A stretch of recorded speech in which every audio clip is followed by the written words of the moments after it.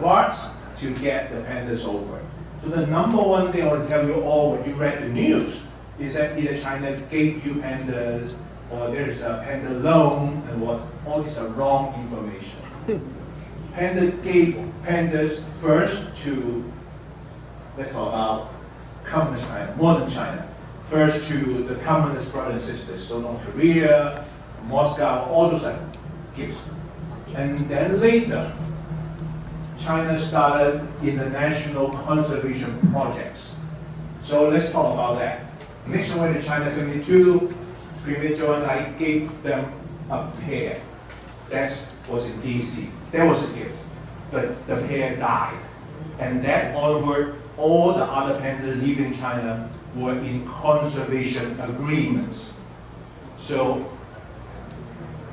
as a result, China has a very stringent way to measure whether your zoo, your home, your university, or whatever institution can really accept pandas and have productive, constructive, conservation, scientific projects with the counterpart Chinese in China.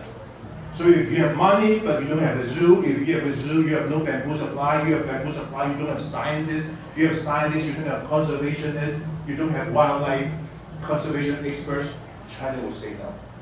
So no, it's a matter of money. Money cannot buy China. So that's number one fake news. Number two fake news that you pay money to China and then China just use the money to whatever. That's also wrong. This is called what we call a conservation fund.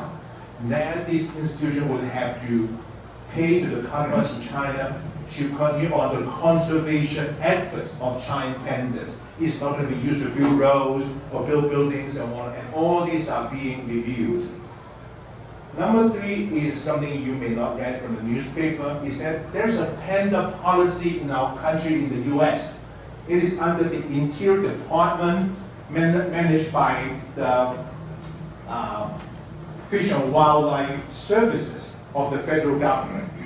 So when somebody, for example, Zhangli Zoo, want to have a new conservation project, bring in pandas, the applicant would have to write a proposal.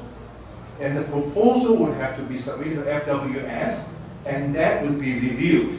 And just like in any of our cities, there's a public hearing process.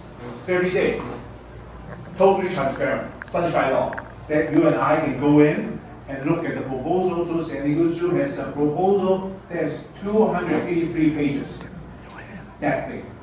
And you're welcome to go through it. And you're welcome to give comment.